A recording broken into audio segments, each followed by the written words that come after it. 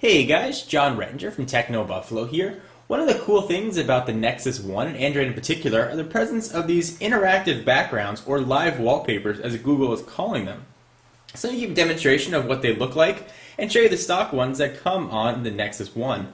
What you're looking at right here is called the Nexus wallpaper, and you can see these little lines moving around, and as you touch the screen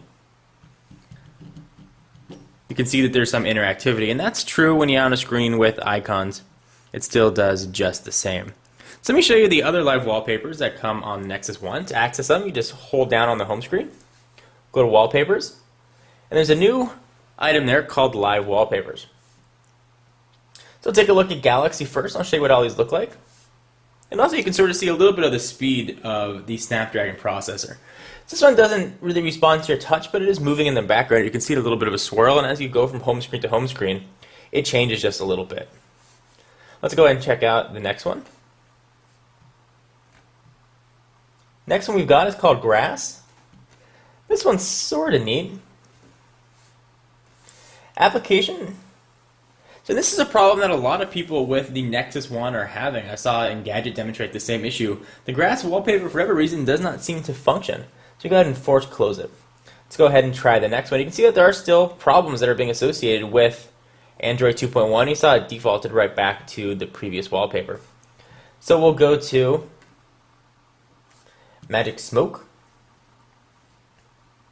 Set that as wallpaper. And some of these are very fun. You can sort of see the potential that these might have. Oh, certainly they're a little bit of a battery drain. It's not as big a drain as you might expect. This is just smoke that moves, doesn't respond to your touch, but it sort of looks like a slime background. Kind of neat. Check out the next one. Next one we've got is one called Many, all music visualizations together, slowly revolving 3D. So I believe this one, if you're playing music, it'll show sort of the equalization that's going on and some effects that go along with it. That's really all it is. Sounds a little bit on the boring side. Go ahead and check out the next ones. Okay, this one is called Polar Clock, which is actually pretty neat. It presents the date and time as clockwise arcs, month, day, hour, minute, and second. So let me show you what that looks like. So again, not working. So there are still some problems with these. Quit unexpectedly. So let's go ahead and try the next one. I'll go ahead and force close this. So Nexus 1 is certainly not without its bugs and errors, and you can see I'm trying to hit the home button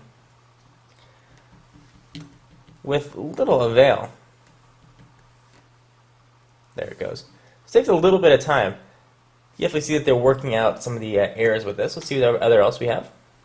We hit the wrong button. Wallpapers, live wallpapers, and there are a few more that are kind of neat. Here's Spectrum. That shows the frequency spectrum of any current playing music track.